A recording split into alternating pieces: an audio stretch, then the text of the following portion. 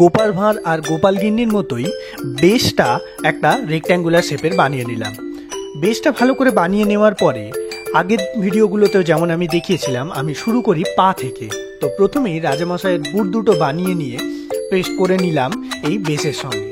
তারপরে ধুতি বানানোর জন্য দুটো ডিম্বাকার শেপ বানিয়ে দুটোকে জয়েন করে নিলাম এবং তার সঙ্গে তার কুচিটি বানানোর জন্য আরেকটা ডিম্বাকার শেপ বানিয়ে সেটাকে অ্যাটাচ করে দিলাম।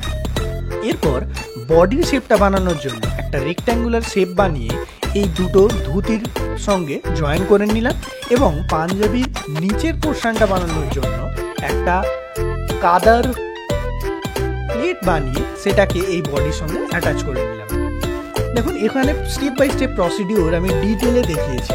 প্রত্যেকটা স্টেপ আপনি যদি ফলো করেন তাহলে ক্লে দিয়ে খুব সহজেই রাজামশাইয়ের মূর্তিটি বানিয়ে নিতে পারবেন। তো এখানে আমি পাঞ্জাবির ডিটেলিংগুলোকে একটু ভালোভাবে কমপ্লিট করে নেওয়ার পরে এরপরে আমি হাত দুটোকে জয়েন করে নেব। হাত দুটোকে আমি বানিয়ে নিয়েছিলাম, খুব সিম্পল বানানোর প্রসিডিওর। তো সেইভাবে আমি হাতগুলোকে বানিয়ে নিয়েছিলাম, নিয়ে এখানে জয়েন করে নিলাম। হাত দুটোকে প্রথমেই জয়েন করে নিয়ে আমি এরপর ধীরে ধীরে আরও ডিটেলিংগুলো করব। তবে এখানে একটা মজার ঘটনা বলি, আমি যেহেতু এই মূর্তিগুলো বানানোর সময় কোনো কাঠি বা তার ইউজ করি না, রাজামশাই বানানোর সময় আমার একটু প্রবলেম হয়েছিল। দেখুন, এখানে মূর্তিটি বারবার সামনের দিকে ঝুঁকে আসছিল এবং একবার তো প্রায় হাত থেকে স্লিপও খেয়ে গিয়েছিল, পড়ে যাওয়ার মতো অবস্থা। তো আমি কি করি, এইগুলো বানানোর পরে একটু যখন সলিড হয়ে আসে মূর্তিটা, সেই সময় আমি ভালো করে ক্লে দিয়ে চারপাশ থেকে সলিড করে দিই বা বাইন্ডিং করে দিই, যাতে কি হয় এই ধরনের প্রবলেম না হয়। আর তার বা কাঠি ইউজ করলে এটি মূর্তিটি শুকানোর পরে অনেক সময় ফেটে যাওয়ার বা ভেঙে যাওয়ার চান্সেস থাকে। সেই কারণে আমি কোনো রকমের এই ধরনের তার বা কাঠি ইউজ করি না। দেখুন, কথা বলতে বলতে আমার মূর্তিটা প্রায় অনেকটাই কমপ্লিট হয়ে গেছে। এরপরে রাজামশাইয়ের চাদর, হাতে যে চাদরটি ঝুলে থাকে বা বডি থেকে যেভাবে ঝুলে থাকে সেগুলো দেখে আমি জাস্ট কাদার ছোট ছোট প্লেট বানিয়ে এর উপরে একটু জল ব্রাশ করে আমি অ্যাটাচ করতে থাকছি। এবং ডিটেলিংগুলো করার জন্য আমি খুব সিম্পলি ডিটেলিংগুলো একদম শেষে আমি করব। তো আমি সেই সময় ডিটেলে দেখিয়ে দেবো কীভাবে আমি করছি। বেশিরভাগ সময়তেই আমি ক্লে টুল ইউজ করি, এটা যে কোনো কাঠি দিয়েও করা যায়। তো এখানে আমার মোটামুটি ওভারঅল শেপটা বানানো হয়ে গেছে। চাদরের কিছু পোর্শন যেগুলো ভাঁজগুলো দেখানো থাকে বা যে পোর্শনগুলো থাকে সেগুলোকে একটু একটু করে আমি কাদা দিয়ে পুরো জিনিসটা বানিয়ে দিচ্ছি। তো এটা কমপ্লিট হওয়ার পরেই অবভিয়াসলি লাস্ট যেটা বাকি থাকে সেটা হচ্ছে মুখটা বানানো। তো এখানে প্রথমে আমি মুখটা বানানোর জন্য আমি ক্লে ইউজ করে মুখটা আগে থেকেই বানিয়ে রেখেছিলাম, কারণ সম্পূর্ণ জিনিসটা এতে ভিডিওতে এই শর্ট টাইমের মধ্যে দেখানো পসিবল নয়। যদি আপনারা চান এই ধরনের মুখগুলো বানানো দেখতে, তাহলে কমেন্ট করে জানাবেন, আমি অবশ্যই আলাদা করে আর একটা ভিডিও দিয়ে এই মুখগুলো বানানো দেখিয়ে দেবো।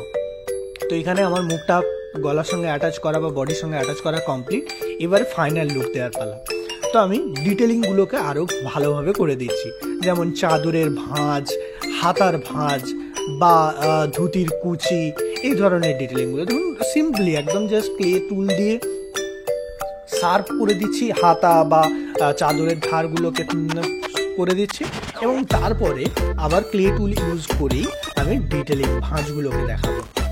এবং এগুলো করার পরেই আমি জাস্ট একবার করে ওয়াটার দিয়ে মানে জল ব্রাশ করে দিচ্ছি, যাতে কি হয় এগুলো খুব মসৃণ এবং খুব সুন্দর দেখতে হয়। যদি জল ব্রাশ না করা হয় এতে কি হয়, এই মাটির উঁচু নিচু ভাবগুলো থাকে যেগুলো একটু লুকটাকে ডিস্টার্ব করে। তো আমি সেইভাবে জল ব্রাশ করে কমপ্লিট মূর্তিটাকে আরও সুন্দর বা চকচকে করে নিচ্ছি। দেখুন, ধুতি ভাঁজগুলো কতটা সিম্পল, জাস্ট মাটির বা ক্লে টুল দিয়ে আমাকে জাস্ট মার্ক করে দিতে হচ্ছে। কমপ্লিট ওয়াটার ব্রাশ করে দিলাম, পুরো জিনিসটা ফিনিশিং লুক চলে এলো। এবং ওয়াটার ব্রাশটা অবশ্যই দরকার স্মুথনেসটা আনার জন্য। তো এই ধরনের ভিডিও যদি আপনার ভালো লাগে তাহলে অবশ্যই সাবস্ক্রাইব করবেন এবং লাইক করে আমার উৎসাহ বাড়াবেন। যদি এই ধরনের আরও ভিডিও আপনার পছন্দের কোনো রিকোয়েস্ট করার থাকে তাহলে অবশ্যই কমেন্ট করে জানাবেন আপনি কী ধরনের মূর্তি আরও দেখতে চাইছেন, তাহলে আমি সেই ধরনের মূর্তি বানানোর চেষ্টা করব। ভিডিওটি সম্পূর্ণ দেখার জন্য ধন্যবাদ।